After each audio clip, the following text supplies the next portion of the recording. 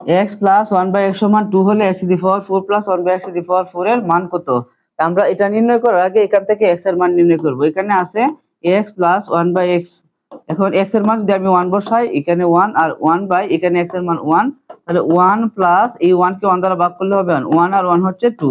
অর্থাৎ এক্স এর মান যদি আমি 1 বসাই তাহলে এক্স প্লাস 1 বাই এক্স এর মান হচ্ছে 2। এর মানে এখানে এক্স এর মান 1 ই হবে। এক্ষেত্রে যদি আমরা X to the power 4 plus 1 by X to the power 4 এর মান নির্ণয় করি, সেক্ষেত্রে এক্স এর মান যদি 1 বসাই 1 to the power 4, 1 by x এর মান 1 বসালে 1 to the power 4, 1 to the power 4 মানে 1, 1 বাই 1 টু দি পাওয়ার 4 মানে 1, 1 প্লাস 1 কে 1 দ্বারা ভাগ করলে 1, 1 আর 1 হচ্ছে কত?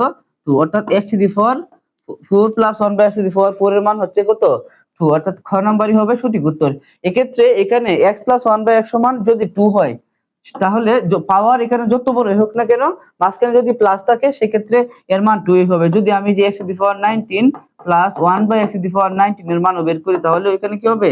x এর মান যদি আমি 1 বসাই 1 to the power 19 plus 1 by 1 to the power 19, তাহলে এই যে 1 এর উপর পাওয়ার যত হোক না কেন 1 হবে, 1 বাই 1 টু দি পাওয়ার 19 মানে হচ্ছে 1, এই যে 1 প্লাস এই 1 কে 1 দ্বারা ভাগ করলে হবে 1, এই 1 আর 1 হচ্ছে কত? 2। অর্থাৎ এখানে পাওয়ার যত বড় হোক না কেন, যদি x প্লাস 1 বাই x সমান 2 দেওয়া থাকে আর মাঝখানে প্লাস থাকে, তাহলে এর মান কত হবে? 2 ই হবে।